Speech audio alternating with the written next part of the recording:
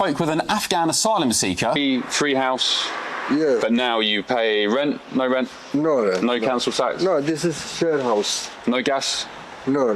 It's one thing after another. Welcome back to Moose and Loose. My name's David. Today we've got the Nova Scotia government doing another stupid thing. They're intentionally going to be spraying toxic chemicals on the forests they banned Canadians from, which will increase fire risk. We've also got Danielle Smith blasting the CBC. And speaking of the CBC, we've got them selectively cherry picking data from a study to fearmonger and dissuade Canadians from having dogs. Let's jump into this. We got a look here at the expected participants for Monday's meeting at the White House. Donald Trump, Zelensky, Ursula von der Leyen, European Commissioner, Friedrich Merz, Chancellor of Germany, Mark Rutte, Alexander Stubb, Keir Starmer, Giorgia Meloni, and Emmanuel Macron. Where's Mark Carney? This is embarrassing. $14 billion. We don't even get a seat at the table. This is funny here. While Donald Trump and all these other world leaders are meeting with Zelensky to sort out the situation with Putin, where's Mark Carney? He's going to be meeting with Doug Ford. Parliament Hill, pooled photo opportunity at the beginning of the meeting. Mark Carney gets no invite. Go meet with his buddy Doug Ford. So lame. Oh great, so Doug will be screaming about soup labels and Carney will be checking his US stock portfolio. Bert and Ernie. How embarrassing. Carney is setting new records on how much damage a PM can do in the shortest time. Got this one here from Table Salt. He's saying he just heard the craziest story from a realtor. Apparently there are people who absolutely fill their property with religious posters and flags that look threatening to old white people to chase them out and then get their friends to buy the resulting fire sale. So I guess these are some of the posters and stuff they'd put up. 150K off easy. We also have stories like this. So Ryan Garrettson posting this. This is what CBC, our state-run media machine, is telling Canadians should do to alter the world's climate. In a normal world, this level of nonsense would never be tolerated, but here we are. It says the top 3 individual actions that help climate include avoiding plane flights, choosing to not get a dog, and using renewable electricity. Not get a dog? Are you kidding? Stop flying, use renewable electricity, and don't get a dog. The lowest impacts are swapping out light bulbs, recycling, and using less energy on washing clothes. This coming from the CBC. Thanks for nothing. Are they gonna ban dogs, aren't they? Ooh, they're in for something else if they think about banning dogs. Now I want to get another dog. Watch out for flaming dogs. The plane travel one, avoid plane travel. I mean, that's an interesting one. Mark Carney has even mentioned this, that plane travel needs to go down, green jet fuel, that whole thing. So you have to wonder, where's CBC getting these ideas from? Should we be flying less now? We should be taking into account the impact of our flying on the planet now. And that's for pushing up the tax on flying. You push up the tax on flying, you push up the cost on transport, and that's in part what putting a price on carbon is. Let's take a look at the actual article here. So this, in fact, is on CBC. People often miscalculate the impact of climate choices like owning a dog, study says. Guys, if you want to lose any more viewership, this is the kind of article you want to run. So as mentioned, owning a dog, avoiding plane flights were among the most underestimated. The study here came from the National Academy of Sciences, found that when asked to rank actions such as swapping out a car that uses gasoline for an electric one, carpooling, reducing food waste, participants from a US cohort weren't very accurate when assessing how much those actions contributed to climate change, which is caused mostly by the release of greenhouse gases that happen when fuels like gasoline, oil, and coal are burned. So here's the actual study here. Climate action literacy interventions increases commitments to more effective mitigation behaviors. If we look at the full list here, so here's the list of 26 behaviors. Use more efficient appliances, recycle for at least 1 year, use less energy related to clothing, dry hanging clothing, etc. 30% more vegetarian food, produce renewable electricity, carpooling, installing a smart meter, reduce avoidable food waste, 60% vegetarian, take less transportation by air. So that's the main one there. And you notice, so there's 26 of these, and what does the CBC run with? That one we just mentioned. If we scroll down here to number 21, not purchase or adopt a dog, less transatlantic flight, more renewable energy, shift to active transport, shift to low carbon meats. This whole thing is preposterous. We all know that if we want to have a bigger effect on the climate, we should be exporting a lot of LNG to China and get them off of our coal. So while this study isn't done by the CBC, you can see all the different options there. And the CBC chose to stick the dog's face on this article. Is this just for clicks, or is this what they want to push here in Canada? If you want a real mental health health crisis in Canada, take away people's dogs. Next up, we've got Danielle Smith absolutely blasting the CBC. This is quite something. Do you believe the institutions of this country, the courts, the media, the public service, do they lean liberal and against conservatives, generally speaking? Well, I think CBC just demonstrated that in spades. They just had a major broadcaster quit with exactly that same Travis Danraj, I think. Yeah, that's the allegation. And he argued that he wasn't allowed to have the full range of perspective being represented. We just had that happen recently with CBC. In fact, I talked to my housing minister about it. One of the reporters was asking him about some of our stats, and we know that she contacted 12 people about our change in policy, didn't quote any of them because they agreed with us, and she went out of province to quote somebody who would criticize us.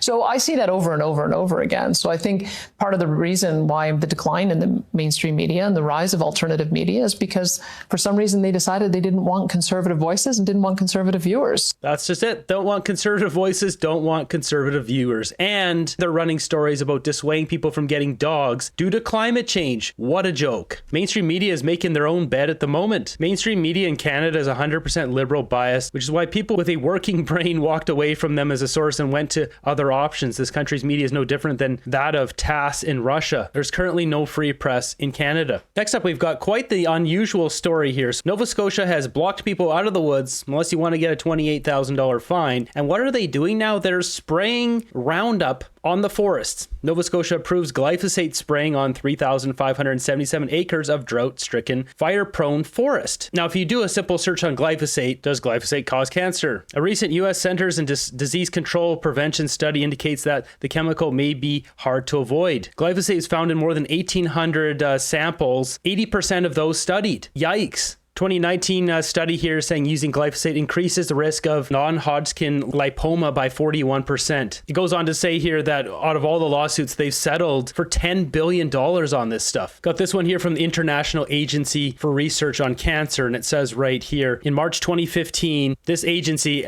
IARC, classified glyphosate as a probably carcinogenic to humans. This is based on limited evidence of cancer in humans. This chemical was banned in some European countries and now has been unbanned. You got to follow the money here. Anyways, the question is why is it being sprayed on our forests? The forests we can't hike in anymore. The forests they say are closed because of fire hazard. What I'm assuming they're doing by spraying this on our forests, you can see here they've approved this aerial herbicide project for Nipissing Forest will be sprayed starting on August 20th, is to limit the growth of plants coming up. And what this does is suppresses the growth of broadleaf plants and a lot of different things. It creates a lot more dry brush because it kills everything. And then there's a bunch of dry brush that would turn into a forest fire. It's stupid what they're doing here. They shouldn't be spraying this crap in our forests. Surely there must be a better way of forest management versus spraying a toxic chemical in the forests. A chemical that is wishy-washy on whether it causes cancer or does it not. It's not clear, then why would we use it? And this is not my opinion. It increases forest fire risk. It's well documented. We've got this one here. British Columbia's war on aspen is fueling wildfires. Glyphosate spraying in BC forest targets aspens and other plants. Prioritize conifer plantations, but this practice undermines biodiversity and wildlife habitats. It's sad we don't have hardly any aspens around here, and this is why. And the reason why they prioritize these is they're the cash cow. Aspen, with its moisture-retaining properties, serves as a natural fire break, reducing wildfire intensity, while conifers contribute to drier, more flammable landscapes. It says right here, for decades, BC's forestry industry has been using glyphosate herbicides to kill aspen and other deciduous trees, prioritizing conifers for profit, a practice critics say intensifies wildfire risks and depletes ecosystems. We've also got this one here. It says glyphosate has been used for many years to prepare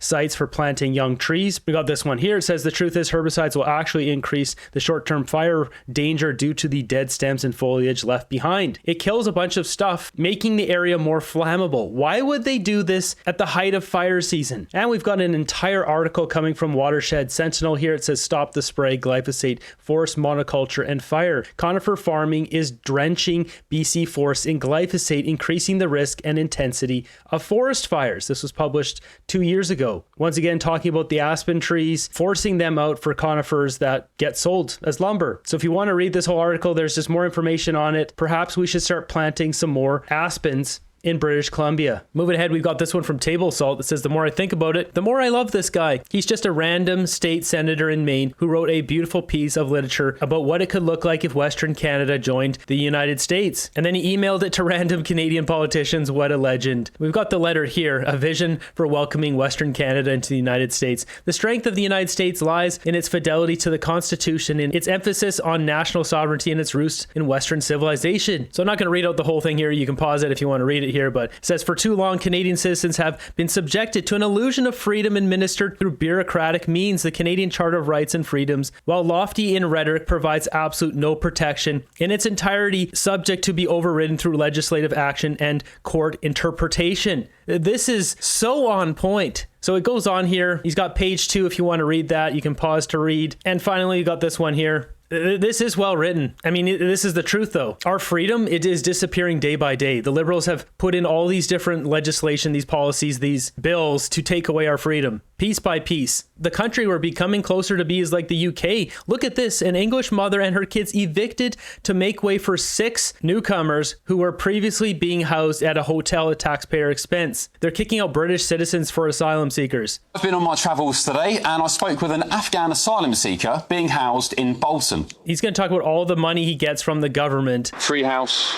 Yeah. But now you pay rent, no rent, no council tax. No, this is shared house. No gas, No. no electric, No water. No. And you get money for food.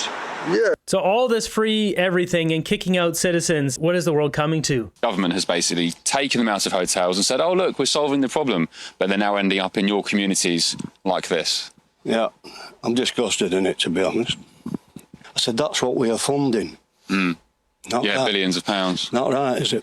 What you're about to see here is quite the clip. This is coming from Gaza. This is a Palestinian. Listen to what he's saying here. This is not on mainstream media. You're not going to see this on CNN or CBC or any of these news networks. All of Gaza has come to get aid. People are taking 2 or 3 boxes each. The chips and hummus crowd doesn't want you to go to the Americans. Bless the Americans, they're giving us flour and food. Osama Hamdan in Qatar is well fed, sleeping under air conditioners with his wives and children. He tells us no one should go, just wait for it, while forcing us to be steadfast. What steadfastness? Come take a look at these people, they're hungry. A message from the people to the chips and hummus crowd. I'm not going to say that word. Give it up and go away. You have destroyed Gaza. For God's sake, have some mercy on us. Here it is. Thank you, Trump. Chips and hummus have arrived. God bless Trump. Trump feeds us while chips and hummus starves us. Take note, everybody. This is unreal. This is coming from the ground here in Gaza. These Palestinians praising Trump for feeding them and pushing back against chips and hummus. Now, I don't know how many people there don't like the chips and hummus. That's the question I want to know. Is it only a portion? Is it 5%? Is it 50%? Is it 80%? They had their elections, and when they did, the chips and hummus won, but it wasn't everyone who voted for them. So that would be the question now, is how many people support this group here and how many don't. But these people praising Trump, wow. Chips and hummus talks about resistance, pow-pows, and a steadfast people. But look at the people all over Gaza are going to the Americans to get food. Bless Trump. Thank you, Trump, the one who feeds me. God bless him.